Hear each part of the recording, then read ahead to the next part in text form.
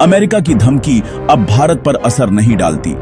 Donald Trump ने जैसे ही भारत पर 50% टैरिफ लगाने का ऐलान किया, उन्हें लगा कि भारत तुरंत दबाव में आ जाएगा। लेकिन ट्रंप की यह चाल उलट ही पड़ गई और अब खुद अमेरिका उलझन में है कि उसने क्या कर दिया। इस टैरिफ के झटके से भारत को कोई खास नुकसान नहीं हुआ, बल्कि इस कदम ने पूरी दुनिया को भारत के पक्ष में खड़ा कर दिया।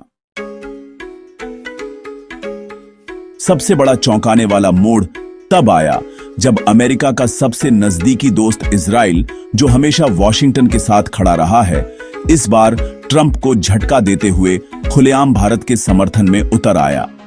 इजरायली प्रधानमंत्री बेंजामिन नेतन्याहू ने मीडिया के सामने कहा कि भारत एशिया का सबसे मजबूत और भरोसेमंद साझेदार है। उन्होंने यहां तक कह दिया कि अमेरिका भी जानता है कि भारत की अहमियत कितनी है। नेतन्याहू ने सिर्फ बयान ही नहीं दिया, बल्कि भारत के राजदूत जेपी सिंह से मुलाकात भी की। इजरायली प्रधानमंत्री ने बाद में कहा कि अमेरिका और भारत बेहद करीबी दोस्त हैं और किसी भी विवाद को बातचीत से हल कर सकते हैं। उन्होंने यह भी साफ कर दिया कि टैरिफ युद्ध जैसी बातें इन दोनों देशों की दोस्ती को नहीं तोड़ सकती। नेतन्याहू ने यह तक जोड़ा कि भारत के साथ उनके रक्षा संबंध और मजबूत हुए हैं और इन्हें कोई भी देश हिला नहीं सकता। उन्होंने भारतीय सेना की तारीफ करते हुए कहा कि ऑपरेशन सिंदूर जैसे अभियानों में इजरायली हथियारों का शानदार इस्तेमाल हुआ है, जिससे साबित होता है कि दोनों देश जमीन पर भरोसेमंद पार्टनर हैं। और सिर्फ इजराइल ही नहीं, बल्कि कई देश जो पहले चुप रहते थे, अब भारत के साथ खड़े हो रहे हैं। सबसे पहले रूस ने संकेत दिया कि उसका राष्ट्रपति महीने के अंत तक भारत आएगा। यह वही रूस है जिससे अमेरिका की लंबे समय से तनातनी है। अगर रूस भारत के साथ खुले व्यापार और सामरिक सहयोग को आगे बढ़ा रहा है, तो यह साफ संदेश है कि अमेरिका चाहे जितना दबाव बनाए, भारत झुकेगा नहीं। इसके बाद ब्राजील के राष्ट्रपति का बयान आया कि वे भारत के साथ आर्थिक संबंध 3 गुना बढ़ाने की योजना बना रहे हैं। यानी जहां अमेरिका भारत को अलग थलग करने की कोशिश में है, वहीं बड़े देश भारत के साथ व्यापारिक गठजोड़ मजबूत कर रहे हैं। इतना ही नहीं, चीन भी भारत के साथ व्यापारिक रिश्ते सुधारना चाहता है। शी जिनपिंग चाहते हैं कि भारत चीन व्यापार फिर से तेजी से बढ़े। भले ही सीमा विवाद चल रहा हो, लेकिन व्यापार पर चीन का यह रुख दर्शाता है कि भारत अब ऐसी आर्थिक ताकत बन चुका है जिससे टकराना कोई नहीं चाहता। इस बीच सबसे अहम मोड़ तब आया जब इजराइल ने साफ ऐलान किया कि भारत के साथ उसकी दोस्ती पर किसी तीसरे देश की नीति का असर नहीं होगा। यह बयान ट्रंप के लिए सीधा तमाचा था। इजराइल के इस रुख ने स्पष्ट कर दिया कि भारत को हल्के में लेने का जमाना खत्म हो चुका है। भारत अब सिर्फ उभरती अर्थव्यवस्था नहीं, बल्कि वैश्विक ताकत है जो अपनी शर्तों पर नीतियां बनाता है और दूसरों को उनके फैसलों की कीमत समझा सकता है। ट्रंप को यह कड़वा सच समझ आ गया है। भारत ने भी टैरिफ का जवाब चुपचाप नहीं, बल्कि ठोस रणनीति से दिया। उसने अपने व्यापारिक रिश्तों को तेजी से दूसरे देशों की ओर मोड़ना शुरू कर दिया। जिनसे पहले सीमित कारोबार होता था, अब उनके साथ बड़े आर्थिक समझौते हो रहे हैं।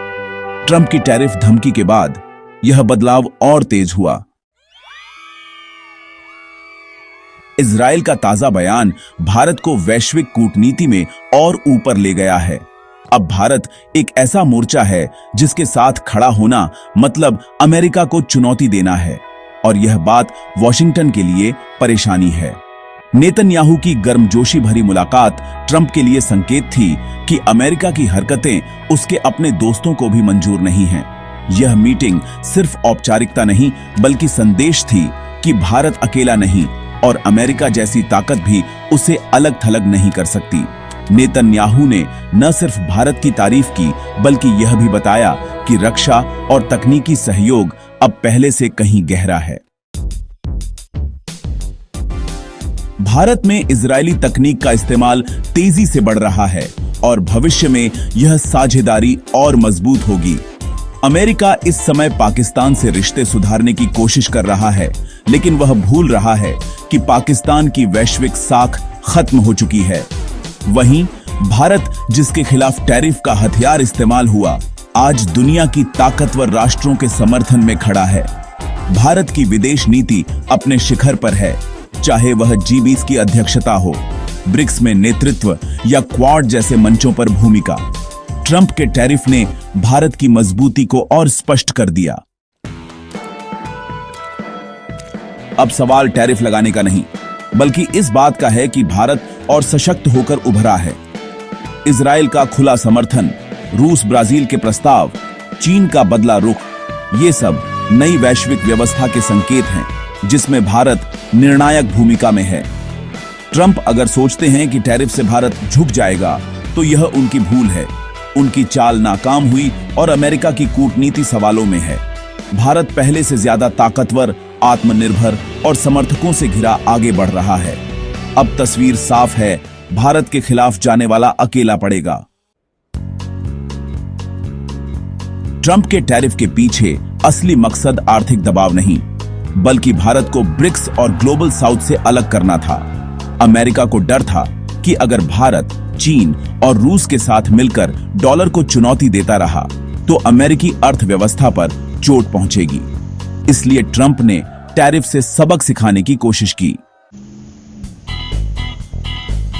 लेकिन वे भूल गए कि अब भारत 90 के दशक का देश नहीं, आज यह दुनिया की 5वीं सबसे बड़ी अर्थव्यवस्था है और डॉलर आधारित व्यापार छोड़कर रुपये रूबल, रुपये रियाल और रुपये रेंट में कारोबार कर रहा है। विदेश मंत्रालय पूरी तरह सक्रिय है।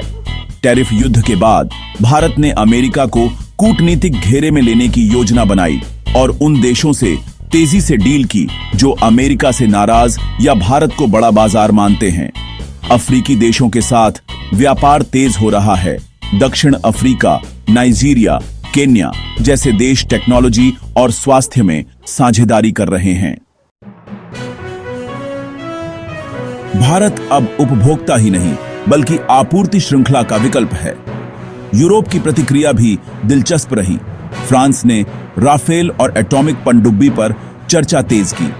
जर्मनी ने ग्रीन एनर्जी व इलेक्ट्रिक मोबिलिटी पर समझौता किया। यानी जहां ट्रंप भारत को अलग करना चाहते थे, वहीं यूरोप उसे भविष्य का भागीदार मान रहा है। यह साबित करता है कि वॉशिंगटन आधारित विश्व व्यवस्था भारत के उभार को नहीं रोक सकती। भारत ने ट्रंप को जवाब सिर्फ कूटनीति से नहीं, बल्कि तकनीक से भी दिया।